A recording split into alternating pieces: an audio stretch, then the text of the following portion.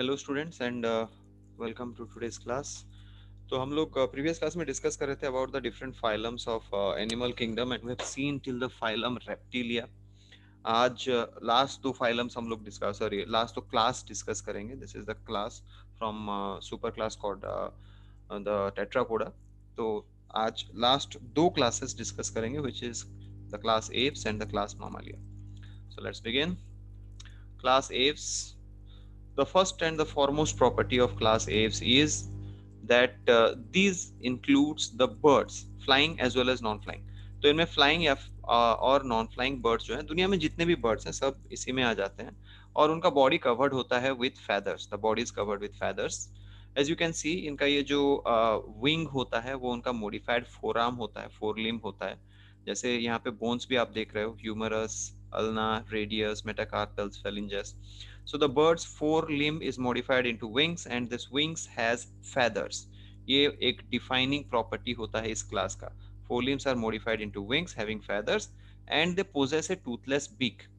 इनका एक बीक होता है जिसको चोंच बोलते हैं आप लोग, उसमें कोई टीथ नहीं होता। They do not possess any kind of teeth, so toothless beak होता है। Okay. The hind limbs possess scales and are modified for walking, swimming, clasping and other activities। तो फोर लिम्स तो विंग्स में modify होते हैं, लेकिन hind limbs जो होते हैं वो मॉडिफाई होते हैं for walking, for swimming, for clasping, for hunting means catching the prey in predatory birds.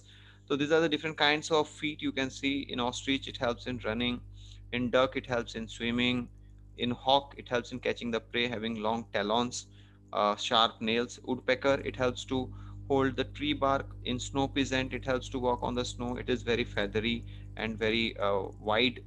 In the finches it helps them to sit on trees and branches। So keeping this into mind, they have different kinds of hind leg modifications. ठीक है, उनके बहुत सारे hind leg के modifications होते हैं। Now the next property is they have oil glands present at the base of tail। इनका जो टेल होता है वहां पे एक ऑयल ग्लैंड होता है and the secretion from this tail oil gland on the tail it helps to keep the feathers water proof, क्योंकि अगर इनके फेदर्स गीले हो जाएंगे ये उड़ नहीं पाएंगे। ठीक है। They possess a endoskeleton which is bony. इनका एक बोनी एंडोस्केलेटन होता है लेकिन वो होलो होता है। This bones are hollow and called as pneumatic bones. ये बोन्स होलो होते हैं और इनको बोला जाता है न्यूमैटिक बोन्स। ना as you can see in comparison to human bone, human bone जो है पूरा कॉम्पैक्ट होता है, कोई ज्यादा खाली जगह आपको नहीं देखने को मिलेगा। लेकिन अगर एक बर्ड का बोन देखोगे, ये देखो आप यहाँ पे बहुत सारे होलो स्पेसेस होते हैं। Means the bone is not very much compact, it is not very much rigid, it is very much hollow. तो ये होलो बोन का एडवांटेज है कि वो बर्ड के वेट को लाइट रखता है and it can help in flying. Now the digestive system is also a little different. The digestive tract possesses additional chambers called as the crop and the gizzard।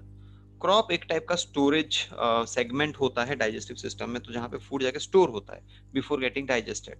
उसके बाद वाला जो segment होता है उसको गिजर्ड बोला जाता है ना। This is the part where actually the digestion of food in the bird start. तो यहाँ पे एक्चुअली डाइजेशन होता है गिजर्ड। ओके। तो क्रॉप एक स्टोरेज चैम्बर होता है, स्टोरेज यूनिट होता है डाइजेस्टिव सिस्टम में। तो फूड स्टोर होता है लेकिन डाइजेस्ट नहीं होता। उसके बाद वाला जो चैम्बर होता है गिजर्ड, यहीं पे इसका डाइजेशन होता है। Now this are warm blooded animals, we call them as homeothermous. तो ये होम्योथर्मस या फिर वार्म ब्लडेड एनिमल्स होते हैं। That means their body temperature will not change with the changing environment. The heart is four chambered. जितने भी higher आप लोग टेट्रापोड्स देखेंगे, बेसिकली आपके बर्ड्स और मैमल्स, इनका फोर चैम्बर्ड हार्ट ही होता है। और रेप्टाइल्स के केस में सिर्फ क्रोकोडाइल का फोर चैम्बर्ड होता है। Lungs are supplemented by air sac which help in respiration. तो लंग्स के साथ कुछ एयर सैक्स होते हैं, बैग लाइक स्ट्रक्चर्स होते हैं, एयर बैग्स होते हैं जो extra amount of oxygen provide करते हैं फॉर फ्लाइंग। क्योंकि फ्लाइंग के टाइम पे विंग मसल्स बहुत high amount of energy consume करते हैं, तो इसीलिए एक्स्ट्रा अमाउंट ऑफ एयर इनको चाहिए होता है to provide oxygen for flying for long durations. The sexes are separate, male और फीमेल अलग अलग होते हैं। Internal fertilization takes place. Oviparous, ये लोग ओवीपेरस होते हैं, मतलब they lay eggs. And the development is direct, इनमें कोई इनडायरेक्ट डेवलपमेंट नहीं होता, कंप्लीट डायरेक्ट डेवलपमेंट होता है। अंडे से जैसे ही बच्चा पैदा होगा, चूजा पैदा होगा, it will start to grow in size. No morphological changes occur after that. ठीक है। Examples, corvus that is crow, columba, columba livia that is pigeon, neophron that is vulture, struthio, struthio camillus the scientific name, it is ostrich. Pabo cristatus, the national bird of India, peacock. And Aptenodytus, that is your penguin. So this is your crow, then you have pigeon, this is a vulture, ostrich, peacock, and finally penguins. तो कुछ flying birds हैं, कुछ non flying birds हैं, but whatever they are, they all come under the class aves. ठीक है? Now the last class of tetrapoda is Mammalia. Now these organisms are called mammals because of the presence of mammary gland in the females that produce milk for the young ones. तो mammary gland young ones के लिए milk produce करते हैं, तो उसी से उनका नाम आ गया मैमल्स. तो मैमल्स के दो आइडेंटिफाइंग फीचर्स होते हैं स्टूडेंट्स. पहला है कि they give birth, they do not lay eggs, वो अंडे नहीं देते हैं, वो डायरेक्टली बच्चे ही पैदा करते हैं. और दूसरा है कि फीमेल इंडिविजुअल्स में मैमरी ग्लैंड्स होते हैं जो मिल्क प्रोवाइड करते हैं फॉर द यंग वंस. ठीक है? They are found in a very diverse region, like starting from the deserts, mountains, grasslands, forest, polar regions. In fact, in seas, oceans, the swamp areas. आप कोई भी area ले लो, you'll find कि उनमें बहुत high diversity होता है, and these are seen throughout the world in different kinds of environmental conditions. तो ये बहुत highly adaptive organisms होते हैं. They have two pairs of limbs modified for swimming, running, walking, climbing, flying, and burrowing. तो depending on कौन से habitat में है और किस टाइप का लाइफस्टाइल फॉलो करते हैं, मैमल्स के जो फोर लिम्ब होते हैं और जो हाइंड लिम्स होते हैं वो कुछ टाइप के मॉडिफिकेशंस दिखाते हैं. ठीक है? दिस इज 4 डिफरेंट मैमल्स और उनके अलग अलग modifications. Human hand, it is modified to hold things, to carry out work, to make tools. Cat, its four limb is retractable claws हैं इसमें, तो it helps in hunting and running. Whale, उसके four limbs modified होते हैं flippers में, which helps it to swim. Similarly bat, उसके four limbs modified होते हैं into wings which can fly. तो इनके जो लिम्स होते हैं वो अलग अलग टाइप के मॉडिफिकेशन होते हैं depending on their environment and their lifestyle. Now their whole skin is covered with hair and they do possess an external ear pinna. उनका एक ईयर पीना होता है, एक एक्सटर्नल ईयर होता है. तो आप लोग देख सकते हो सर की बाहर की तरफ कार्टिलेजिनस स्ट्रक्चर निकला रहता है जिसको हम लोग ईयर पीना बोलते हैं. तो ये जो एक्सटर्नल ईयर है ये बाकी किसी भी क्लास में दिखाई नहीं देता. Now this is how the ear pinna looks like, as you can see in this dog. ये बाहर की तरफ ऐसे सर से बाहर निकला रहता है. द शेप में वेरी, कुछ में ट्रायंगुलर होता है, कुछ में सेमी सर्कुलर होता है, तो कुछ में और कॉम्प्लेक्स स्ट्रक्चर्स भी होते हैं, but they will possess this ear पीना.